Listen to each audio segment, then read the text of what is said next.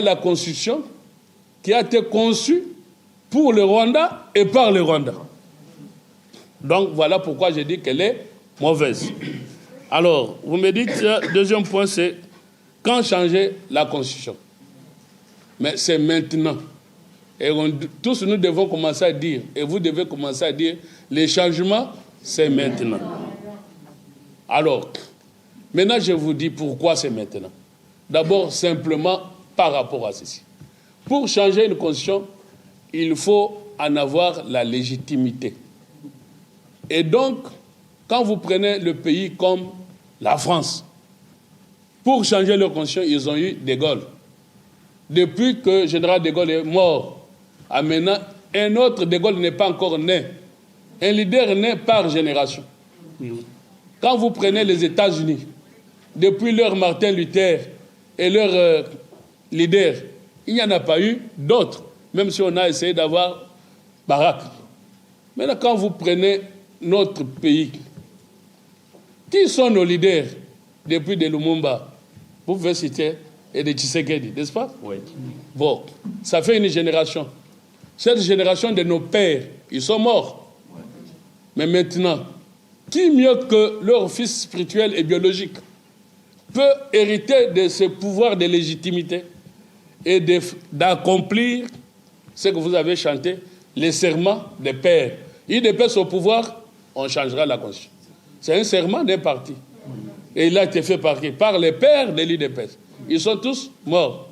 Et on a l'avantage aujourd'hui que leur fils se trouve au pouvoir. Qu'est-ce qu'ils vont laisser à la génération future? Des mêmes constitutions ici, pour que 30 ans après, nos enfants commencent encore à se battre? La réponse est non. C'est pour cela qu'il y a Frantz Fanon qui a dit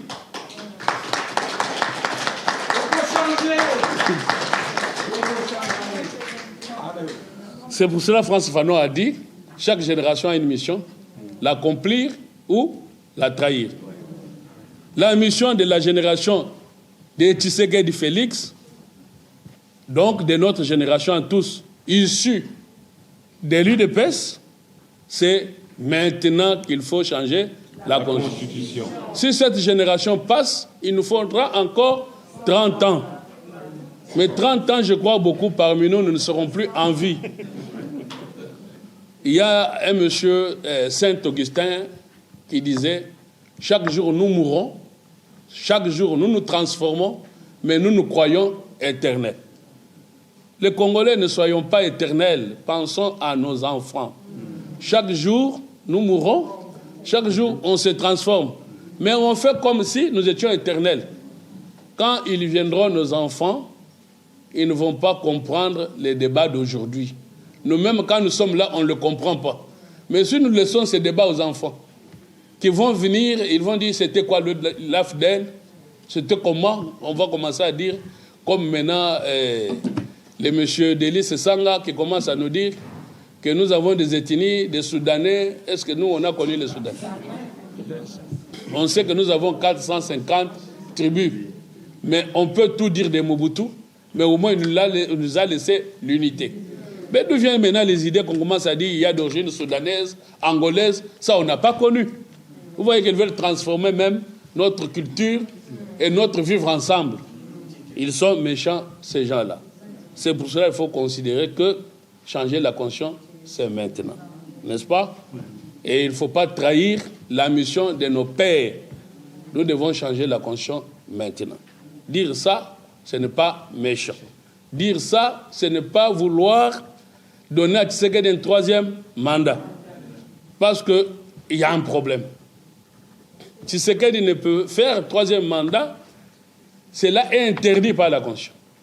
Et donc, moi, je ne viendrai pas vous dire ici que Tshisekedi fasse le troisième mandat. Parce que quand on refuse la Constitution, on reste dans la même Constitution. Et Tshisekedi vous a dit, si le peuple me demande de faire le mandat, je le ferai. Là, il a raison.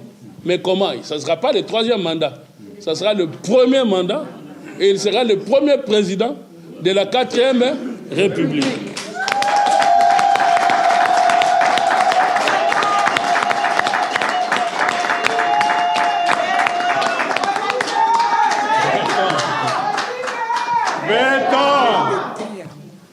Alors, nous pouvons commencer à compter.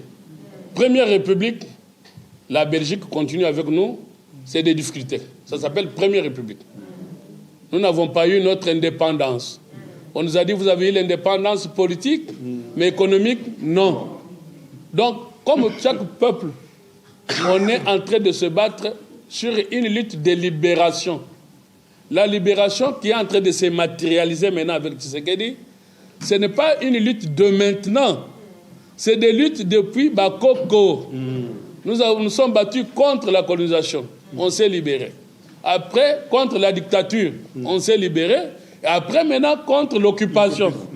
Et si Tshisekedi nous sort de l'occupation, ça sera totalement fini. Et donc, on n'aura pas, comme on est en train de dire, la continuité, c'est quoi?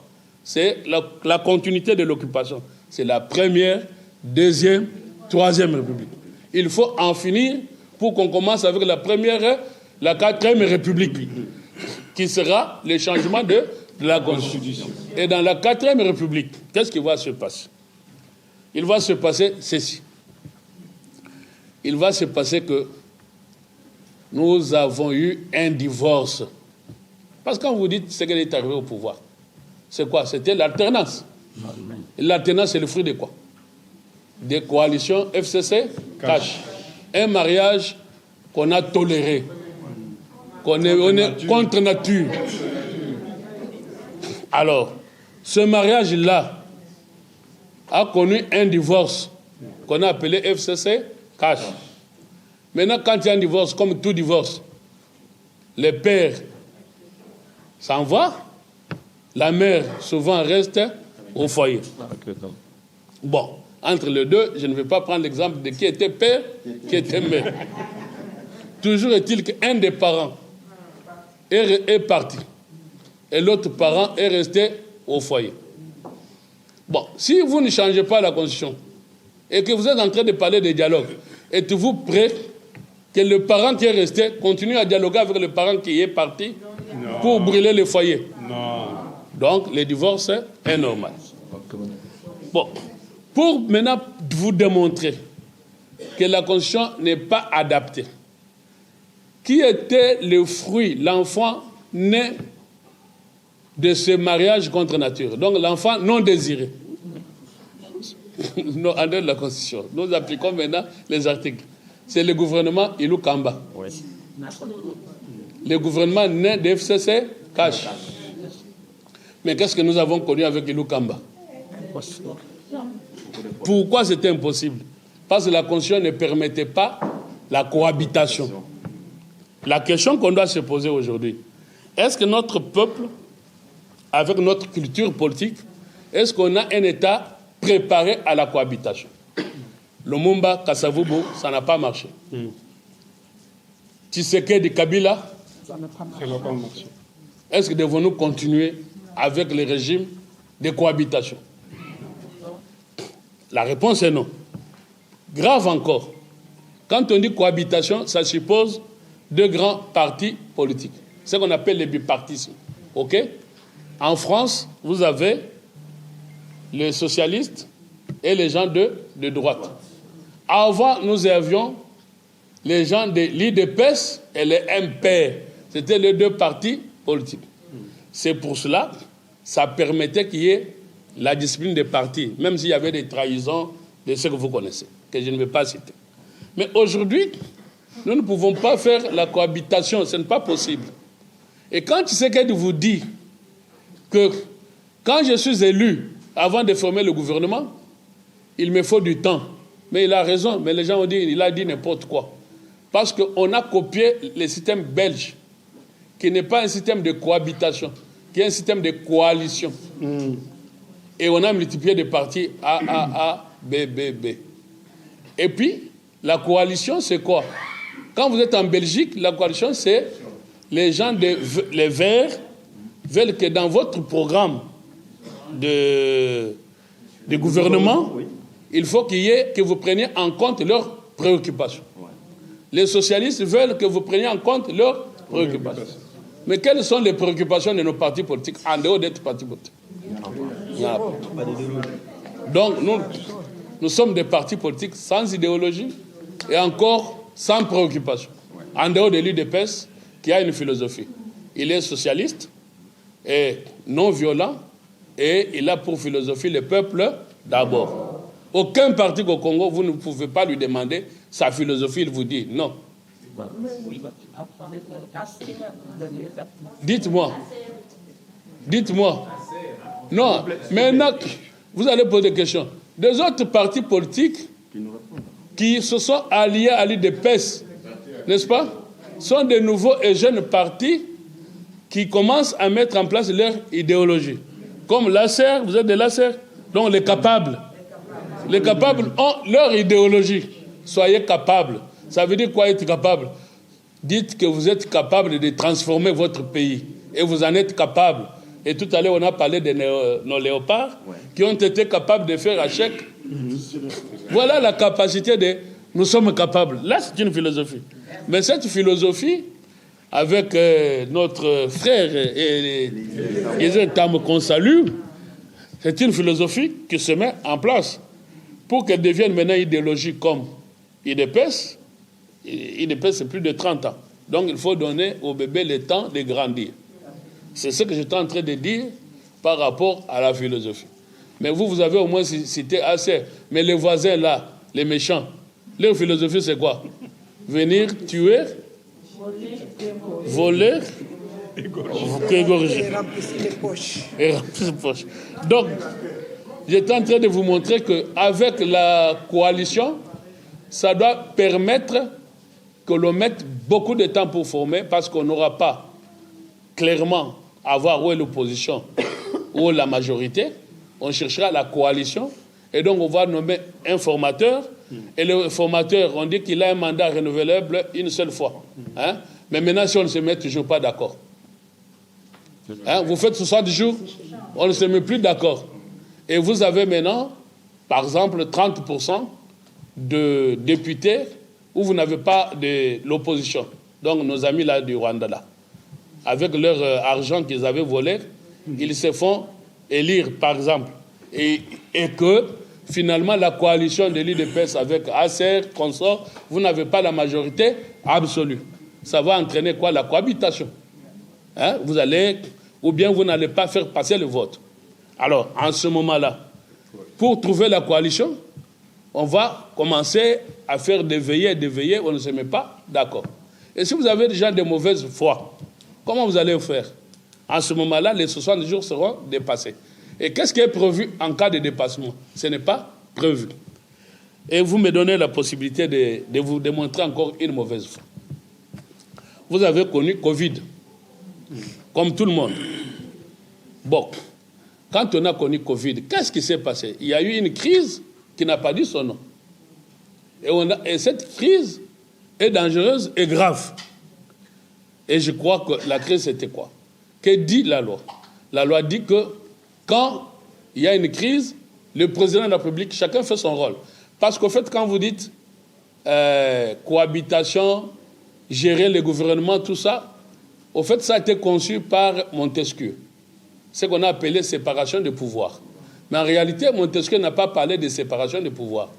Parce que nos professeurs disent parfois à nos enfants n'importe quoi parfois. Montesquieu a parlé pas de séparation de pouvoir comme on le dit, mais c'est par, on va dire, absence de mots. Vous voulez exprimer une idée, mais les mots n'arrivent pas. Comme Descartes, il veut dire je pense, j'existe. Mais il a dit donc j'existe. Ça, c'est ce qu'on a dit par erreur de mots. Oui, je pense donc je suis. Très bien, merci beaucoup. Et donc, c'est parce que, au fait, Montesquieu a voulu que les pouvoirs entraînent les pouvoirs. C'est ce qu'on appelle collaboration. Comme il était aussi mécanicien, comme une chaîne, comme la roue, pour tourner, il faut que les maillons entraînent l'autre maillon. C'est ce qu'on a appelé la collaboration. Et c'est pour ça UDPS, quand on nous dit UDPS, dans le projet de constitution de la conférence nationale, a mis en place le principe de collaboration de pouvoir. Mais voilà ce qui va se passer. Tshisekedi va pouvoir, le président Tshisekedi va pouvoir proclamer l'état d'urgence. Et que dit la loi? Quand il y a état d'urgence, l'Assemblée nationale, de son côté, chaque chambre, n'est-ce pas, vote la loi pour encadrer les mesures de l'état d'urgence.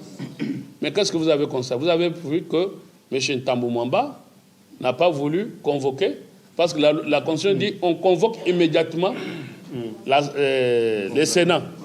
Non, pas le Congrès. Alors, c'est ça l'erreur. Chacun de son côté. Mais elles ne l'ont pas fait. Ne l'ayant pas fait, ils ont eu à pouvoir recourir à un article mal rédigé. C'est l'article 119 de la Constitution, qui dit le Congrès se réunit pour des raisons suivantes. 2 points. Deuxième point, pour la proclamation de l'état d'urgence. Mais c'est une mauvaise rédaction. C'est par erreur qu'ils ont dit ça. Parce que quand vous allez voir l'article 85 dit « Chaque chambre se réunit de son côté ». On ne dit pas la chambre réunie en congrès. C'est l'article 114. Hein, vous pouvez regarder. Pendant les débats, on pourra commencer à lire les articles. Quand vous allez à l'article 114 ou 85, on dit s'il faut l'état d'urgence, l'Assemblée nationale, le Sénat se réunissent chacun. Mais chaque fois qu'il faut parler de congrès, on dit les 2 chambres réunies en congrès. Quand vous prenez l'article 85 de l'état d'urgence et vous redescendez à 145, 144, on n'a pas dit qu'il y a convocation de congrès. On a dit chaque chambre séparément. Mais au 119, c'est ce qu'on appelle erreur de rédaction. Donc on écrit ce qu'on ne voulait pas dire. Mais vous avez vu Ntambou Mwamba qui est venu pour dire que Tshisekedi avait violé la Constitution.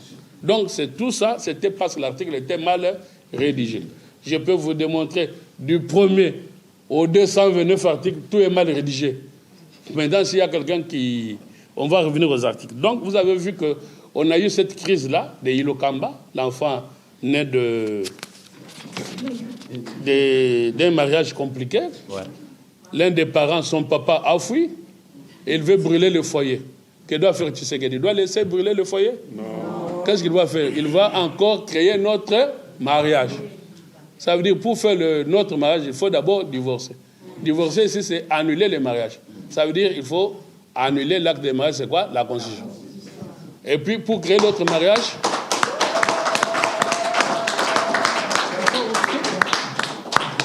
pour créer notre mariage, qu'est-ce qu'il faut? Il faut célébrer un nouveau mariage. C'est faire la Constitution de la 4e République. Et quand vous allez entrer dans la 4e République, vous mettez une nouvelle Constitution, et là, vous allez fonder une famille nouvelle, qui est une famille de Congolais, de père et de mère, et là, et de terre. Et là, la Constitution, là, on pourra dire que nous aurons une Constitution, c'est que le président a dit ici, votre président a dit, une Constitution par les Congolais et pour les Congolais. Et non pas une Constitution octroyée. Alors là, c'était... Quand changer la Constitution, je vous dis, c'est maintenant. Comment la changer? Alors, je vous le démontre très rapidement. Pour comprendre cela, il faut distinguer 2 choses que l'on dit en droit constitutionnel. C'est quoi les 2 choses? En droit constitutionnel, on distingue 2 types de pouvoirs. Vous avez le pouvoir dit constitutionnel. Maintenant, ces gens-là, quand vous avez compris ça, qu'ils viennent faire la conférence, vous allez les gagner. Vous allez dire non. Écoutez, vous allez gagner sur leur propre constitution. Les pouvoirs qu'on appelle pouvoir constituant originaire. Les pouvoirs constituants originaires, c'est le peuple. C'est l'article 5. C'est pour ça que vous voyez qu'à l'article 5, il est prévu un référendum qui n'est pas limité. Pourquoi? Parce que le pouvoir constituant, c'est le peuple lui-même. Je vous ai donné l'exemple ici du jardin. Quand Dieu dit, vous mangerez tous les fruits de cet arbre, sauf celui-ci. Ça, c'est la révision. Vous pouvez tout changer, sauf l'article 220. Ça, c'est le pouvoir Dieu. Le peuple, c'est comme Dieu. Dieu dit, toi, fils, tu manges tout, sauf ses fruits. Maintenant, question.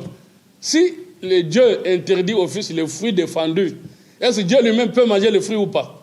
Il peut manger. Il peut manger ses fruits. Il peut même couper l'arbre. Il se fâche, dit, toi, je t'avais dit de ne plus manger ces fruits. Maintenant que tu as mangé ces fruits, je coupe cet arbre. Dieu a le pouvoir. C'est Dieu-là, c'est le peuple, qu'on appelle peuple souverain. C'est pour ça que vous voyez l'article 5, il est prévu un référendum, mais on n'indique pas des limitations. Parce que le peuple, on ne peut pas les limiter. Donc, il n'y a pas la limitation des matières. Donc, il n'y a pas 220. L'article 5 n'a pas besoin de 220. Le peuple peut inscrire toute matière au référendum. C'est pour ça qu'il y a maintenant la loi référendaire. Et puis, ça c'est l'article 5. Et le pouvoir de l'article 5, c'est le pouvoir conscient originel. Ça veut dire le peuple. N'est-ce pas? C'est comme vous, quand vous fondez votre foyer, vous indiquez les règles de la famille. Ma famille, je veux ceci, cela, mes enfants. Maintenant, les enfants, ça devient le pouvoir dérivé. C'est le père qui a mis ça en place. C'est le référendum de l'article 218. 218, maintenant, a des limitations. Qu'on ne peut pas réviser la Constitution pendant le temps de siège. Ça, c'est pour la révision. Mais quand vous lisez cet article, est-ce qu'on a dit on ne peut pas changer? Non. On a dit seulement on ne peut pas